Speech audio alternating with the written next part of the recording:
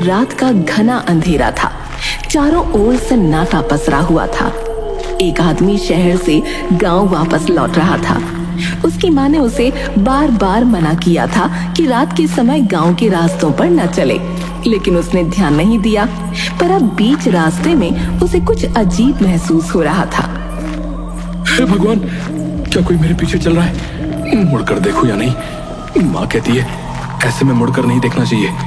नहीं नहीं, ये सब बकवास है, मैं देख लेता हूँ। उसने मुड़कर देखा तो वहां कोई नहीं था। कोई भी तो नहीं है। पर तभी अचानक झाड़ियों से सरसराहट की आवाज आई। आदमी के रोंगटे खड़े हो गए। उसने अपने कदम तेज कर दिए, लेकिन आवाज उसके साथ आगे बढ़ने लगी, मानो झाड़ियों में कोई उस पर घात लगाकर आगे बढ़ रहा हो। उसने भागने की कोशिश की, लेकिन जैसे ही उसने भागना चाहा, उसके पैर जकड़ गए। बचाओ बचाओ, ये क्या हो रहा है? उसने नीचे देखा तो एक हड्डियों जैसे हाथों ने उसका पैर पकड़ रखा था। आदमी पूरी ताकत से चीखा, लेकिन अगले ही पल उन हाथों ने उसे खींचना शुरू कर दिया और वो झाड़ियों में घसीटता चला गया। उसकी चीखें धीरे धीरे सन्नाटे में बदल गईं।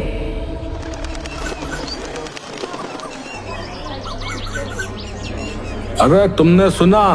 रात को फिर एक आदमी गायब हो गया भैया।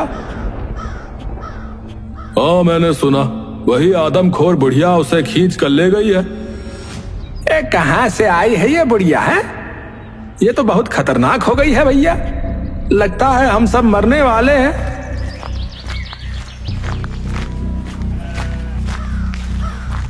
ये कैसे पता चला कि ये सब कोई आदमखोर बुढ़िया कर रही है? अरे संजय भैया, कुछ लोगों ने उसे देखा है। एक दो लोग उससे बचकर भी आए हैं। हाँ, वो बहुत ही डरावनी है। बड़े बड़े दांत, लंबे नाखून और उसके हाथ तो हड्डियों जैसे पतले हैं। और भैया उसकी हंसी, भैया वो हंसी तो रोंगटे खड़े कर देती है। तुम लोग तो ऐसे बोल रहे हो जैसे तुमने उसे खुद देखा है। अरे भैया भगवान ना दिखाए, भैया ना ही दिखाए भगवान। हाँ, सभी गांव वाले खौफ में थे और उन्हें इस समस्या का हल निकालना था। उन्हें याद आया कि संजय का दोस्त मानव बहुत बहादुर और समझदार है। वो सभी मानव के पास पहुंचे। मानव बाहर आओ, सबको तुम्हारी मदद चाहिए। वो आदमखोर बुढ़िया फिर से हमला कर रही है। मानव बाहर आया और गांव वालों की बातें सुनकर थोड़ा चिढ़ गया। यार क्या बकवास है ये सब। आदमखोर बुढ़िया जैसी कोई चीज नहीं होती। ये किसी जानवर का काम है। लेकिन मानव भैया, हमने खुद लोगों से सुना है, वो बुढ़िया को देख चुके हैं। मुझे इन सब कहानियों पर यकीन नहीं है, समझे? ये सब अंधविश्वास है। हमें वन विभाग को खबर करनी चाहिए ताकि वो आकर जांच कर सके। मानव भैया, एक आप ही हो जो हमारी मदद कर सकते हो। हम सब डर के साए में जी रहे हैं भैया। अरे मैंने कह दिया ना, ये सब बेकार की बातें हैं। वन विभाग को बुलाओ और उनसे ही मदद मांगो। मानव का रूखा जवाब सुनकर गांव वाले मायूस होकर लौट गए।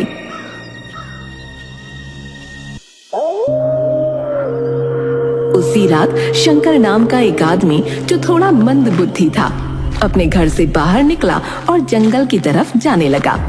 जंगल का रास्ता अंधेरे और सन्नाटे में डूबा था। अचानक उसे महसूस हुआ कि कोई उसका पीछा कर रहा है। उसने मुड़कर देखा, लेकिन वहां कोई नहीं था। कौन है वहां? कौन है?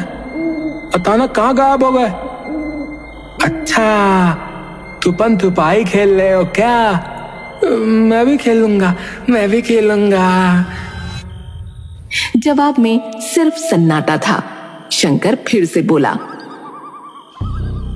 देखो, तुम अगर जवाब नहीं दोगे ना तो मैं नहीं खेलूंगा।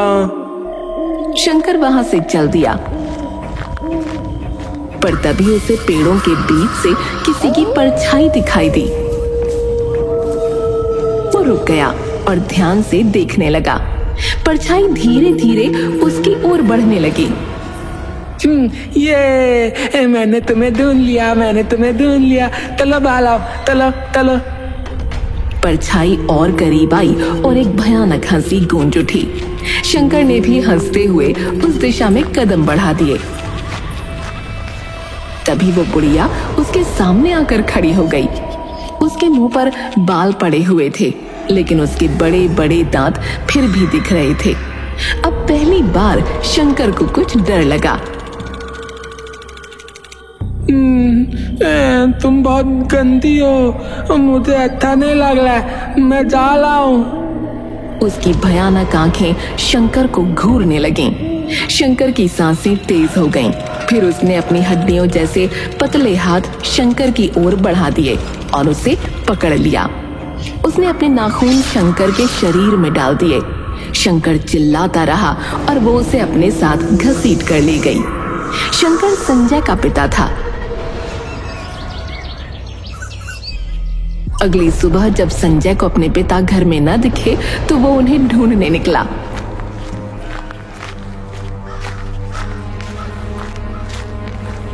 उसे उनका एक हाथ कटा पड़ा मिला। पिताजी, ये क्या हो गया? आप मुझे छोड़कर क्यों चले गए? अब मेरा क्या होगा? मैं आपके बिना मर जाऊंगा। उसने फौरन जाकर इस बारे में गांव वालों को बताया।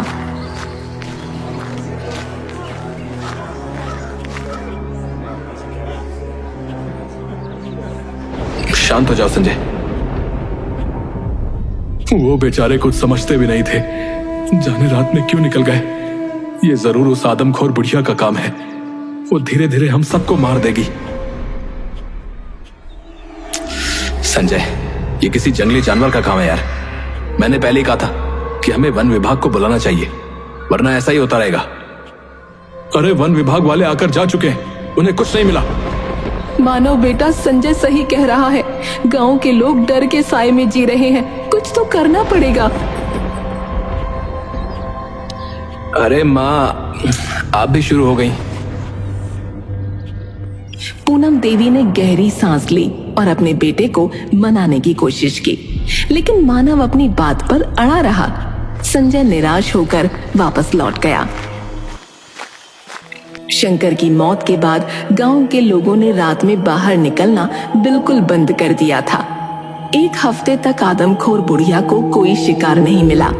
फिर एक रात जब पूरा गांव गहरी नींद में सो रहा था, आदमखोर बुढ़िया गांव में आ गई। वो सीधे मानव के घर पहुंची। उसने दरवाजा धकेला और अंदर घुस गई। मुझे भूख लगी है। वो पूनम देवी को देखकर उसकी ओर बढ़ने लगी। पूनम देवी गहरी नींद में थीं। जैसे ही बुढ़िया ने पूनम देवी को पकड़ा, वो चीख उठी, बचाओ, मारो बेटा, बचाओ। उनकी चीख सुनकर मानव की आंख खुल गई। उसने देखा कि एक भयानक बुढ़िया उसकी माँ को घसीट रही है। छोड़ दे मेरी माँ को, छोड़ दे, छोड़। मानव ने अपनी पूरी ताकत से बुढ़िया को रोकने की कोशिश की, लेकिन उसने उसे धक्का दे दिया। मानव का सिर दीवार से जा टकराया और वो बेहोश हो गया। उसकी आंख खुली तो उसने खुद को जमीन पर पड़ा पाया। उसके सिर में भयानक दर्द हो रहा था। उसे धीरे धीरे पिछली रात की घटनाएं याद आईं। वो तुरंत बाहर की ओर भागा और गांव वालों को इकट्ठा करके बोला, मेरी माँ को उस आदमखोर बुढ़िया ने उठा लिया है। मैंने उसे देखा है। अब मानते हो कि वो बुढ़िया सच में है? बड़े बहादुर बनते थे, कह रहे थे जानवर है। अब तो खुद ही देख लिया ना।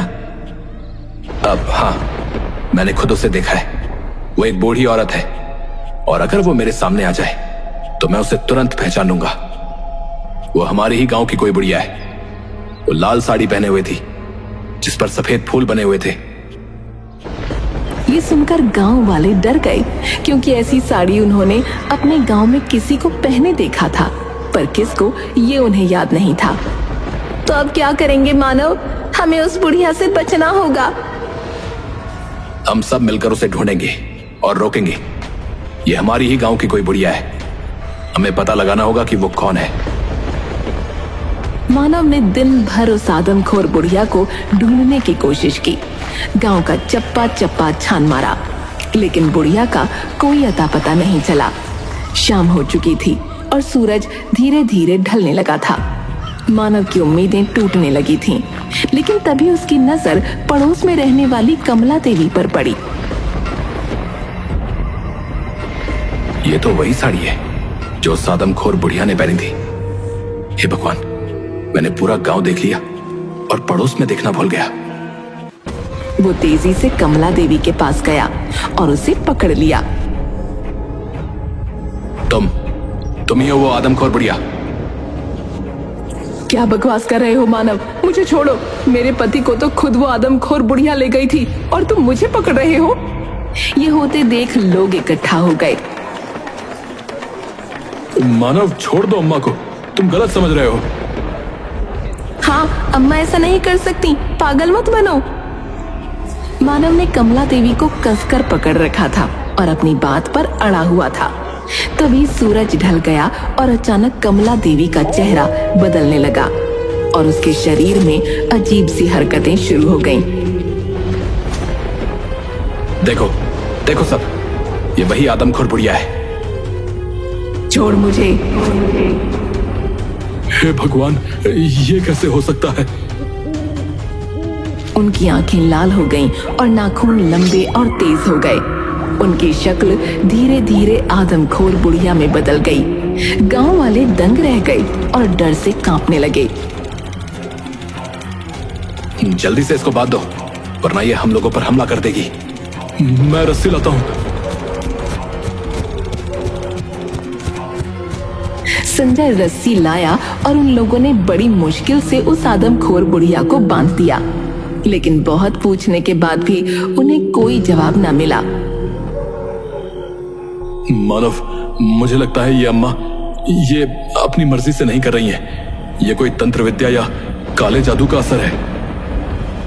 मुझे भी यही लग रहा है। मेरे पास एक आइडिया है। ये रात मेरी माँ को घसीट कर ले गई थी ना, तो हम लोग उनके निशान के रास्ते पर जाते हैं। आखिर पता तो चले कि ये लोगों को ले कहां जाती है। वो दोनों और कुछ गांव वाले खून के निशानों के सहारे चलना शुरू करते हैं और जंगल के काफी अंदर एक गुफा तक पहुंचते हैं। चलो इस गुफा के अंदर चलते हैं। अब मुझे डर लग रहा है यार। अरे डर किस बात का? आदमखोर बुढ़िया तो गांव में बधी हुई है। वो लोग अंदर जाते हैं तो देखते हैं कि वहाँ एक तांत्रिक बैठा हुआ है, जिसके आसपास नरकंकाल रखे हुए हैं।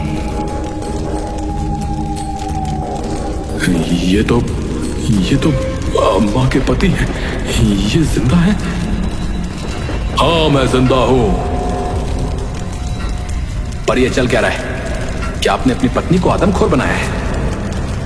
हाँ, मैं एक काला जादू करने वाला तांत्रिक हूं। मैं इस पूरे गांव को अपने वश में करना चाहता था, जिसके लिए मुझे एक नर बलि देनी थी। लेकिन मेरी पत्नी ने मुझे ऐसा करने से मना कर दिया और धमकी दी कि वो सबको बता देगी। इसलिए मैं वहां से चला आया और काला जादू करके उसे आदमखोर बना दिया। ऐसे में अब वो खुद इस पूरे गांव को साफ कर देगी। आदमखोर वो नहीं, तुम हो। पकड़ लो इसे। पास आए तो मैं तुम लोगों पर भी जादू कर दूंगा। आकर दे, हम देख लेंगे। सबने तांत्रिक को पकड़ लिया और उसे गांव लेकर आए।